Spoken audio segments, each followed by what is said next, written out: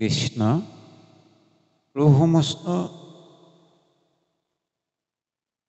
ৰজা পৰীক্ষিতে শুকগুৰুৰ চৰণত দ্বিতীয় এভাগ প্ৰশ্ন নিবেদন কৰিলে যে এই পৃথিৱীখন কোনে ধৰি আছে আৰু কি কাৰণেনো পৃথিৱীখন লৰে। এইটো সমস্ত মানৱৰেই প্ৰশ্ন আৰু সমস্ত মানৱৰ হৈ প্ৰতিনিধি হিচাপে ভক্তিভাৱে প্ৰশ্নভাগ আগবঢ়াইছে পৰীক্ষিত ৰজাই শুকগুৰুৰ ওচৰত। এতিয়া এই সম্পৰ্কত আমি ভাগৱতৰ আধাৰত মন কৰিব লগা আছে। তৃতীয় স্কন্ধত কি কাৰণেনো পৃথিৱীখন তললৈ বহি নাযায় আৰু কোনে ধৰি আছে, এই সম্পৰ্কত চাওঁ আহক ভাগৱতৰ পদে কি বুলি কয়। এইৰাম পৃথিৱীৰ অধে হাতু পাতাল তলে ব্ৰহ্মাণ্ডক বেঢ়িয়াকে বলে আছে জলে। পদে ক'লে আমাক পৃথিৱীৰ অধে, অধে মানে তলত, পৃথিৱীৰ তলত হেনো সপ্ত পাতাল আছে বুলি কৈছে। কি কি? তল, অতল, বিতল, মহীতল, তলাতল, সুতল, এই ধৰণে পৃথিৱীৰ তলত সপ্ত খণ্ড আছে, যাক সপ্ততল বুলি কোৱা হৈছে।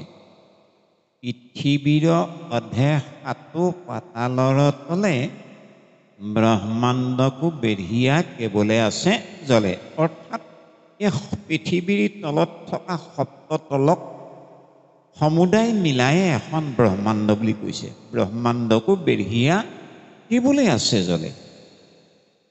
এতিয়া পৃথিৱীৰ তলত থকা সপ্ততলক এক ব্ৰহ্মাণ্ড বুলি কৈছে আৰু সেই ব্ৰহ্মাণ্ডক হেনো চৌদিশে কেৱল জলেই মানে ঘেৰি আছে।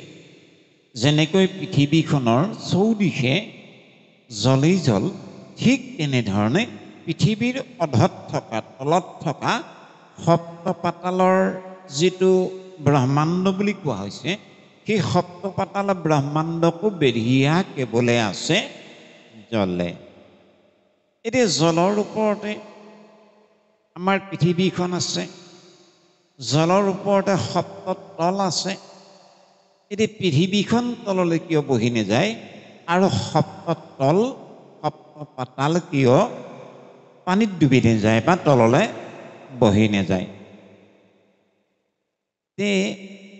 কিবা এটাতো নিশ্চয় শক্তি থাকিব লাগিব, যিটো শক্তি আছে কাৰণে বা যিটো শক্তিয়ে ধৰি থাকিব লাগিব, সেইটোৱে ধৰি আছে কাৰণে পৃথিৱীখন বা সপ্তপাতাল তললৈ নিশ্চয় বহি যোৱা নাই। সেই শক্তিটো কি? এই সম্পৰ্কত ভাগৱতৰ পদে কৈছে, ইৰাম কুৰ্ম ৰূপ ধৰি হৰি জলৰয় পৰ 50 কোটি প্ৰহৰব হল কলেৱৰ।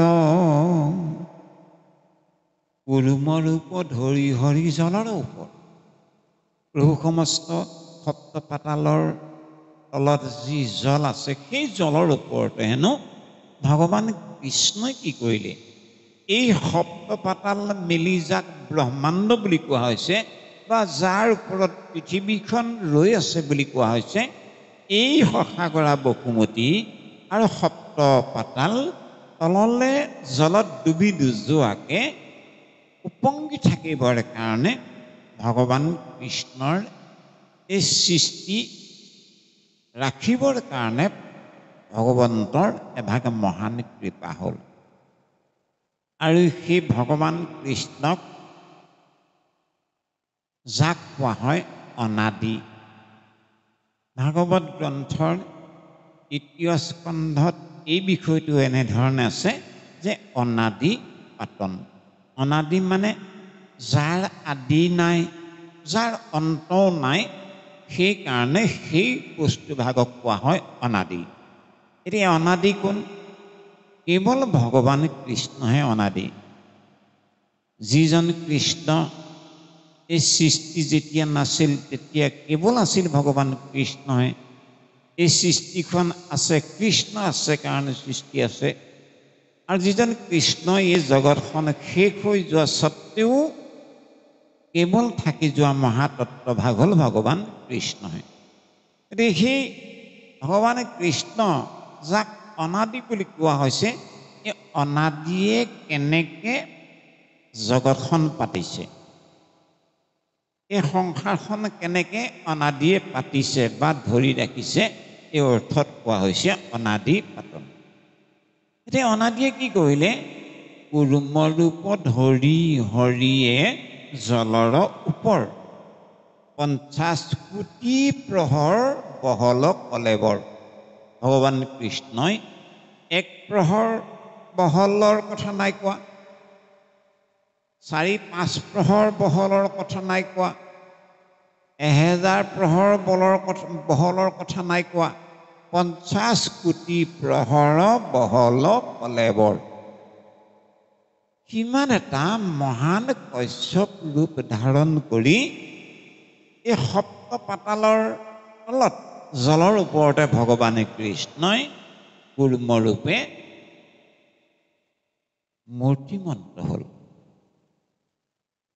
আৰু যি কুৰ্মৰ ওপৰত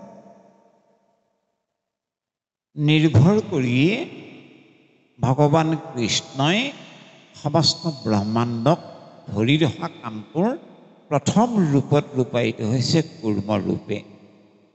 প্ৰভু সমস্ত এইখিনিতে এটা কথা আমি মন কৰিব লগা আছে। আমাৰ মহাপুৰুষ কৃপালু গুৰুজনৰ সপ্তবকুণ্ঠাধিপতি ভগৱান কৃষ্ণ বিৰাজমান কৰিবৰ কাৰণে বাংময় মূৰ্তি ভগৱন্তক ৰাখিবৰ কাৰণেও আমাৰ সিংহাসনৰ একেবাৰে তলত এভাগ মূৰ্তি আপোনাক সবে নিশ্চয় লক্ষ্য কৰিছে, যি ভাগক কোৱা হয় কশ্যপ মূৰ্তি। ভগৱান কৃষ্ণই যিহেতু এই বিনন্দীয়া সংসাৰখন ধৰি ৰাখিবৰ কাৰণে কশ্যপ কাছৰ ৰূপ ধাৰণ কৰিছিল, আৰু যি কাছৰ ওপৰতেই ব্ৰহ্মাণ্ডখন ৰৈ থাকিব পৰা হ'ল, ঠিক তেনেধৰণে মহাপুৰুষ কৃপালু গুৰুজন বস্তুৱেও সেই কশ্যপৰ ওপৰতে জ্ঞান বিজ্ঞান তদংগ ৰহস্য মহাপুৰুষ কৃপালু গুৰুজনৰ মহাপুৰুষীয় আদৰ্শৰাজিও প্ৰতিষ্ঠা কৰিছে কশ্যপৰূপী ভগৱন্তৰ মাধ্যমেদি, ভগৱন্তৰ ওপৰতে। এতিয়া ৫০ কোটি প্ৰহৰ বহল কলেবৰ, সিমানেই নহয়, ভগৱান কৃষ্ণই কেৱল কশ্যপৰ ৰূপে যে ধাৰণ কৰিলে জগতক ৰাখিবৰ কাৰণে, সেয়াই নহয়, ভগৱন্তই আৰু এভাগ ৰূপত ৰূপায়িত হ'ল। সেই ভাগ কি ৰূপ পদে কি বুলি কয় মন কৰক। ও ৰাম সৰ্পৰূপ ধৰি হৰি জলৰ ওপৰে সহস্ৰে কফনা সবে আচনতে।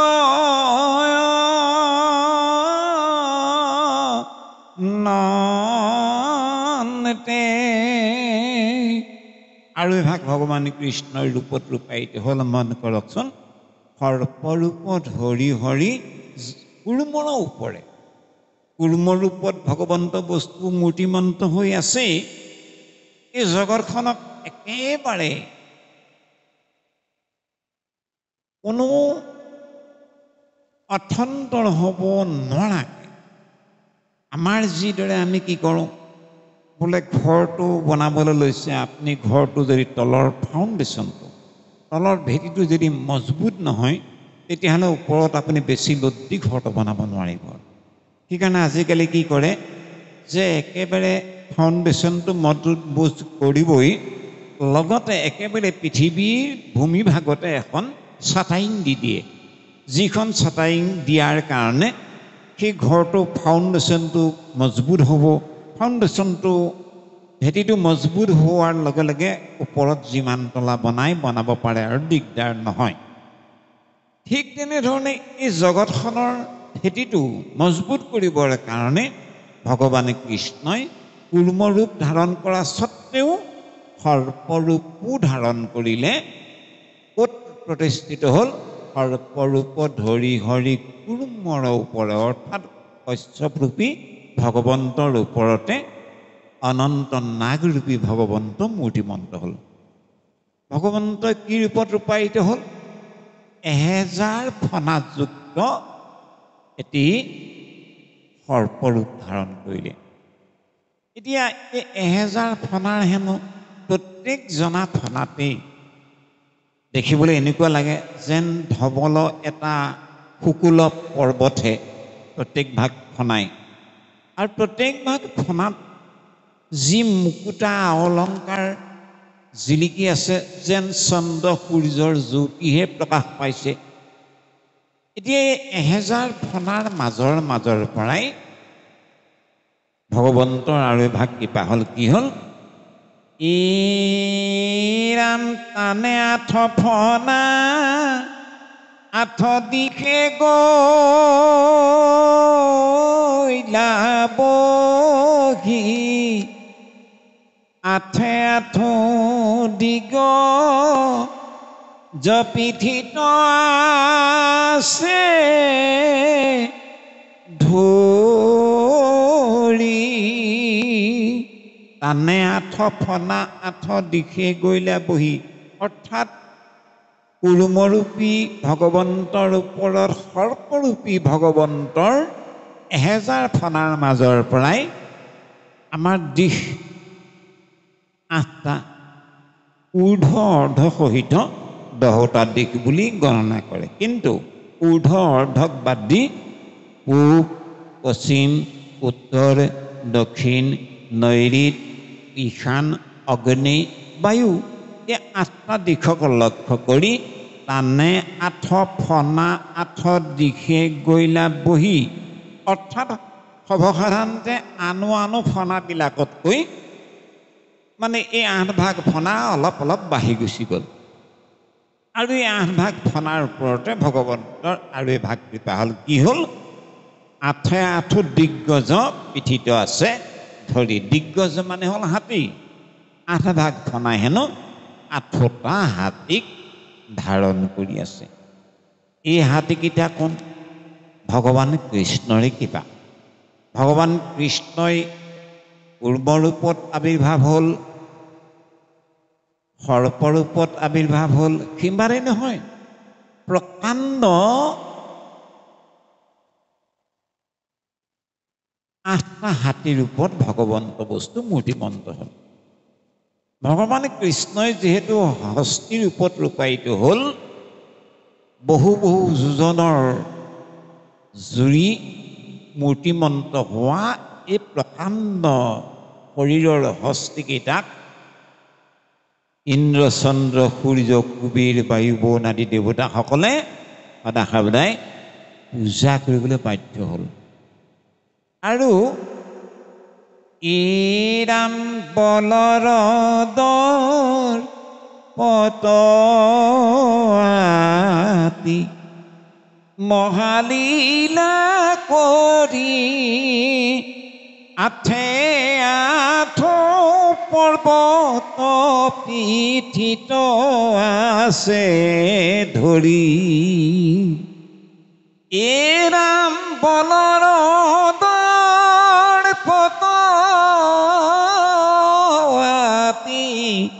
মহালীলা কৰি 8 পৰ্বত পিঠিত আছে ধৰি।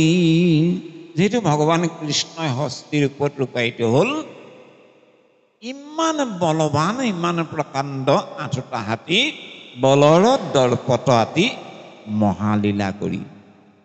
কোনো যেন উপলব্ধি হোৱা নাই 8টা হাতীয়ে 8টা পৰ্বত পিঠিত ধাৰণ কৰি থকা স্বত্তেও যেন একো বোজা নিচিনাই লগা নাই। সেইকাৰণে কৈছে বলৰ দৰ্পত আতি মহালীলা কৰি, 8 পৰ্বত পিঠিত আছে ধৰি। এতিয়া যে এই 8টা হাতীৰ ওপৰত এই যে পৰ্বত 8টা আছে, ৰাম তাহাৰয় পৰে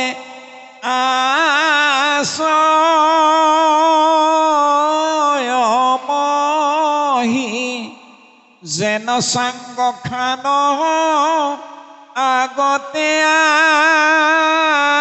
আছে ৰহি। এই 8টা পৰ্বতৰ ওপৰত তাহাৰ ওপৰে আশ্ৰয় মহি, মহি মানে পৃথিৱী। এই 8টা পৰ্বতৰ ওপৰতে হেনো আমাৰ পৃথিৱীখন প্ৰকাশ হৈ আছে।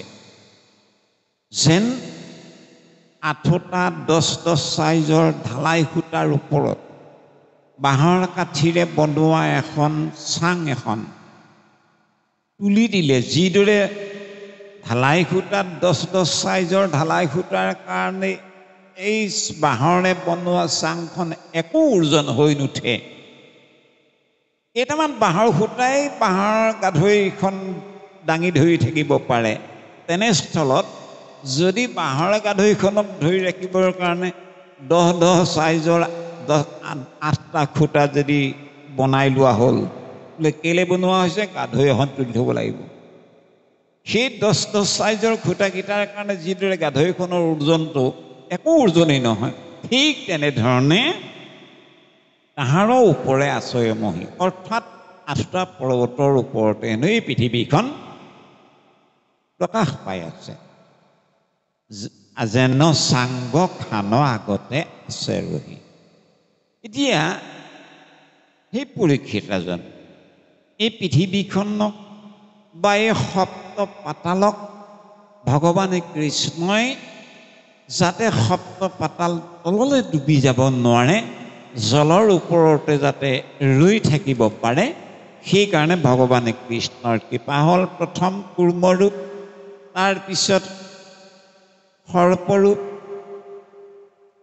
আৰু হস্তীৰূপ।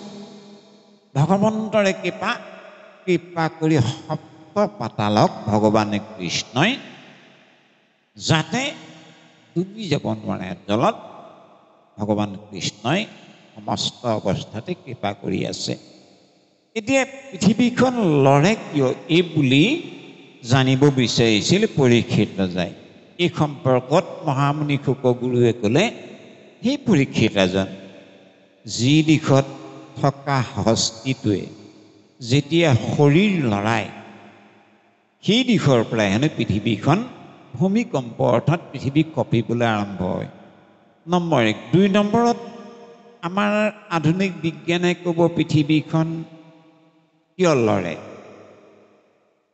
যেতিয়া ভূগৰ্ভত থকা গেছীয় পদাৰ্থৰ গেছবিলাক যেতিয়া ঊৰ্ধ্বগতি হ'ব বিচাৰে, ওলাই আহিব বিচাৰে, তেতিয়াবা পৃথিৱীৰ ওপৰত সেই পৃথিৱীৰ গৰ্ভত নিহিত হৈ থকা গেছবিলাক অতি জোৰেৰে বাহিৰ হ'বলৈ কৰা প্ৰয়াসৰ কাৰণে সেই খণ্ডটোক কঁপিবলৈ ধৰে, আৰু যাক আমি কোৱা হয় ভূমিকম্প হ'ল বুলি আমি আধুনিক বিজ্ঞানে প্ৰকাশ কৰে। কিন্তু শাস্ত্ৰৰ বিজ্ঞানে তাহানি দিনতে কি বুলি কৈছে মন কৰিবলৈ দিয়া। ৰাম জেতিখনে তোলে হামি কশ্যপ অনন্তে, সখাগৰা মহিয়াৰো মন্দৰ পৰ্যন্তে, ৰাম সাগৰ সহিতে আতি কৰে তল বল, দেখিও কৃষ্ণৰ কেনে যোগ মায়া বল। শাস্ত্ৰ বিজ্ঞানে কৈছে, আধুনিক বিজ্ঞানে যিটো কথা কৈছে তাৰো অকণমান ওপৰত গৈ আমাৰ শাস্ত্ৰ বিজ্ঞানে আমাক প্ৰকাশ কৰিছে কি বুলি, যেতিক্ষণে তোলে আমি কশ্যপ অনন্ত, অৰ্থাৎ অনন্ত নাগ আৰু কশ্যপৰূপী ভগৱন্তই, আৰে ভগৱন্তই যদি হামি এটা মাৰিলে, কশ্যপৰূপী ভগৱন্তই, নাগৰূপী ভগৱন্তই যেতিয়া হামি তোলে হেনো, সেই কশ্যপৰ হামি বা নাগৰ হামি মানে এটা গেছ, এই গেছটো যেতিয়া ঊৰ্ধ্বগতি হয় তেতিয়া হেনো কি হয়, সখাগৰা মহী মানে পৃথিৱী, সপ্ত সমুদ্ৰ আৰু সপ্তদ্বীপা পৃথিৱী আৰু সাগৰ সহিতে আতি কৰে তলবল। গোটেই ব্ৰহ্মাণ্ডখনে কঁপিবলৈ আৰম্ভ হয়। সেই পৰীক্ষিত ৰাজন এনেধৰণেই পৃথিৱীখনত কম্পন হোৱা কাৰ্যসূচী ভগৱন্তৰ কৃপাতেই নিৰ্মাণ হয়। আমাক এনেধৰণে ভাগৱত গ্ৰন্থৰ ৩য় স্কন্ধত কপিল পৰীক্ষিত ৰজাৰ সন্মুখত মহামুনি শুক গুৰুৱে এই পৃথিৱীখন তললৈ খহি নোযোৱাকৈ কোনে ধৰি আছে এই সম্পৰ্কত এনেধৰণে ক'লে, আৰু কিয় পৃথিৱীখন লৰে এই সম্পৰ্কটো আমাক ৩য় স্কন্ধৰ পদে কৃপা কৰিলে এনেধৰণে। কৃষ্ণ।